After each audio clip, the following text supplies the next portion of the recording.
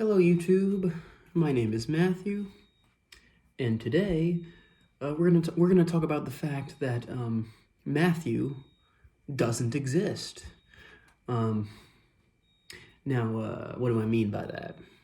Um, what I mean by that is, I think the self is an illusion.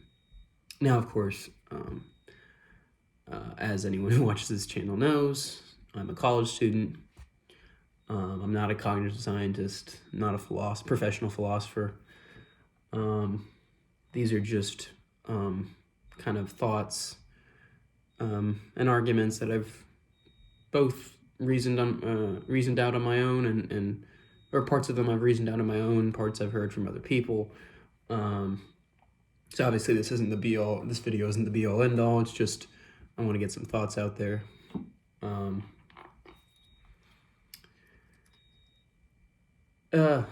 So I guess to begin with, I mean, what do we know about what it means to be a person, let's say?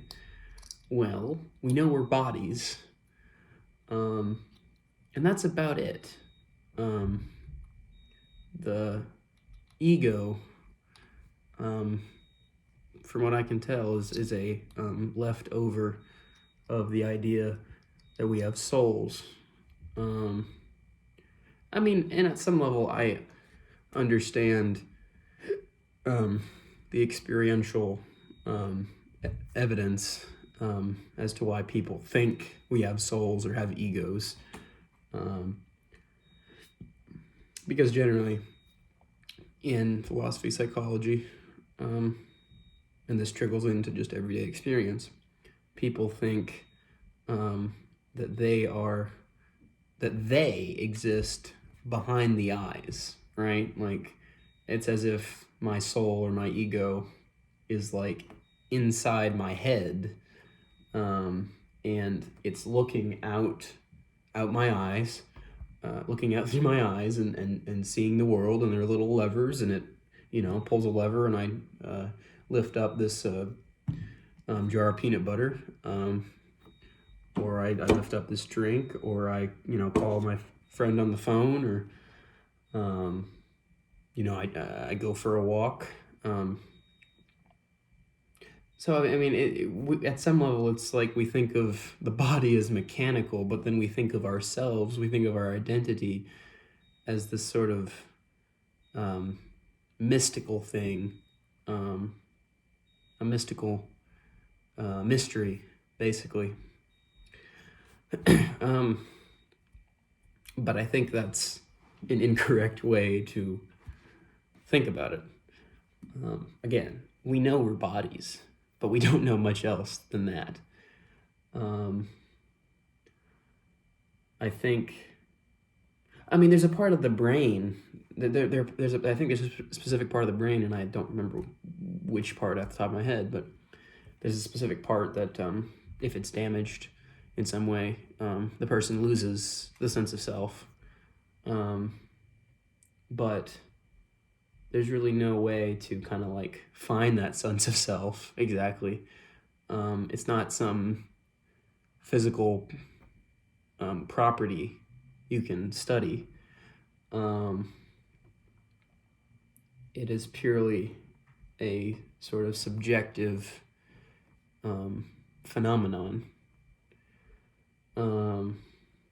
And I think I can understand why people would experience selfhood or personhood. I can imagine that natural selection would have selected organisms that have a sense of self because you can get along better in the world. You can get around more efficiently and behave more efficiently when you think, when you can recognize like the difference between you and the external world. Where you realize where your body ends and where something else begins. In other words, you can distinguish between what is your body and what's not your body. And then I think you could even go a little further and say perhaps that to be motivated, I guess, to kind of have feelings and thoughts, you kind of have to experience a sense of self that is having those feelings and thoughts. So in other words, if you think of yourself as a robot, if you think of yourself as an automaton, then that might take out, that might kind of pull the rug from under you, and you wouldn't, you would behave differently. You might just behave very indifferently to the world, and therefore you might be less likely to pass on your genes. Or in the context of like the surrounding social world, if we're talking about social animals, you might just feel disconnected from the social world. So these senses of self are built for the purposes of survival.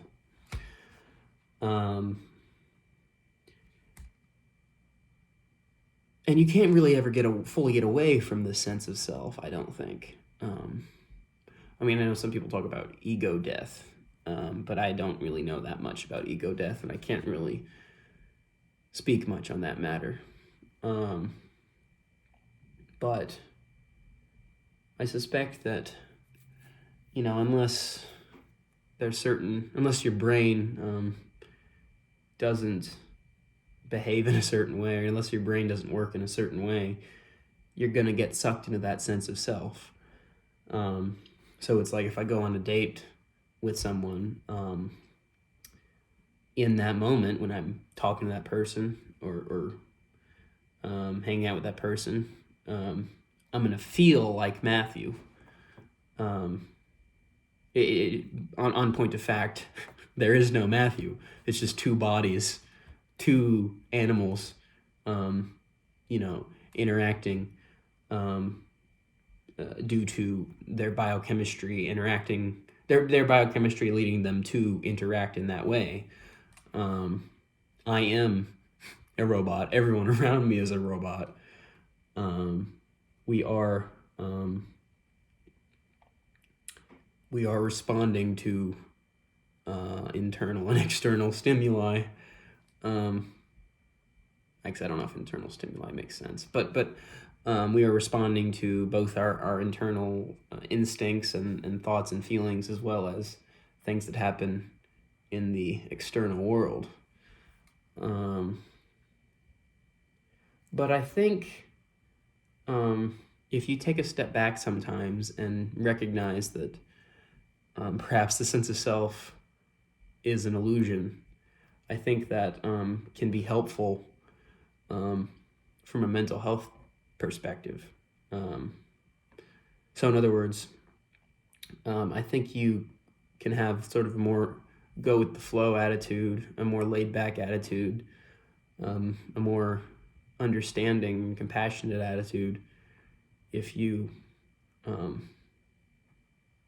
think about yourself and other people as animals that don't have a sense of self any more than cats or dogs or jellyfish or aardvarks.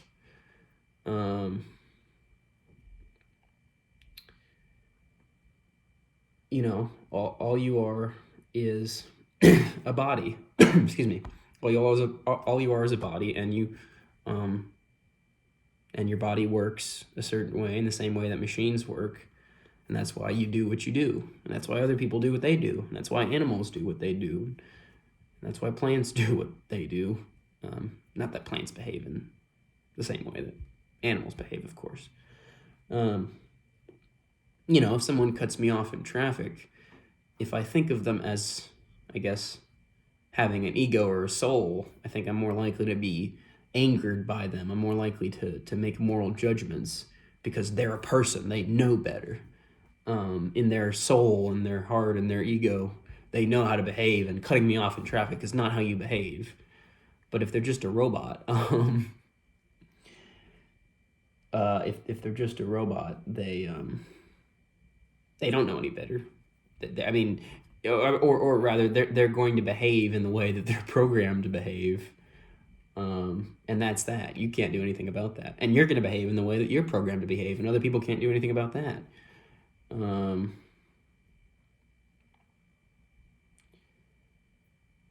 So that's sort of, I'm almost taking a Buddhist type perspective then. And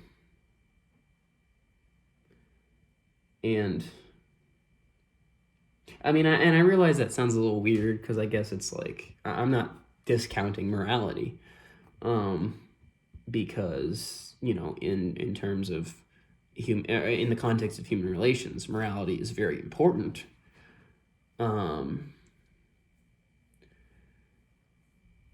Because of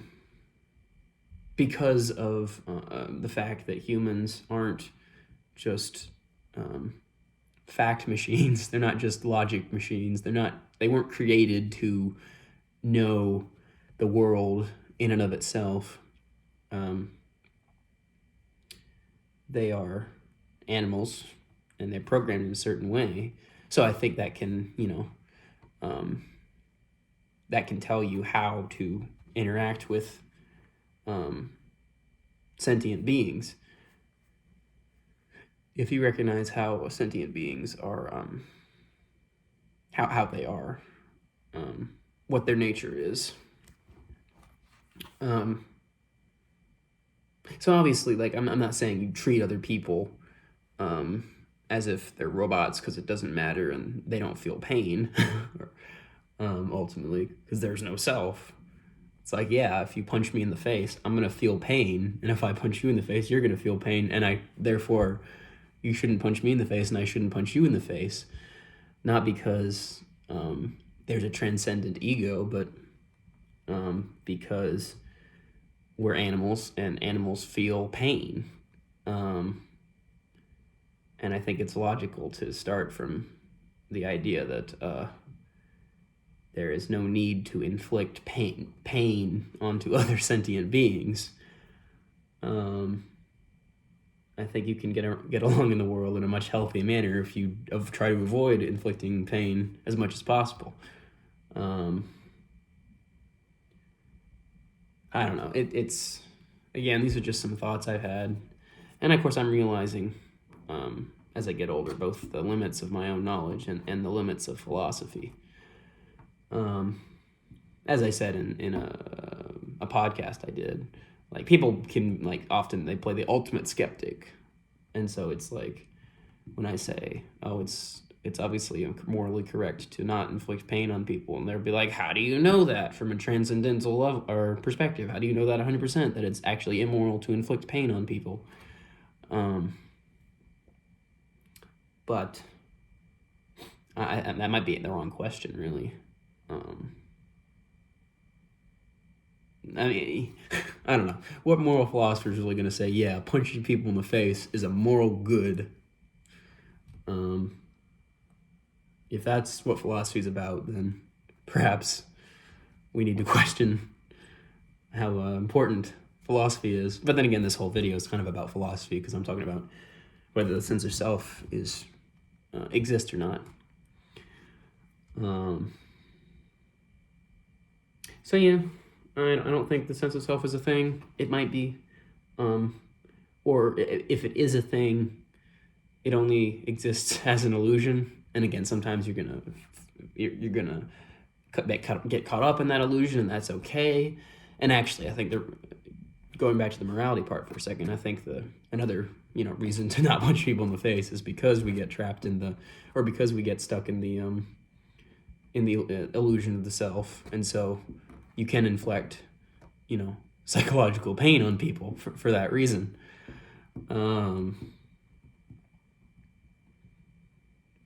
So being a human is weird. We exist in a weird kind of subjective universe,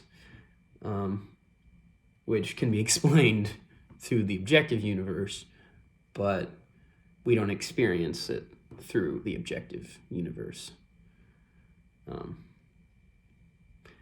I think that's a good place to end the video. Thank you for watching. Happy Easter, and take care.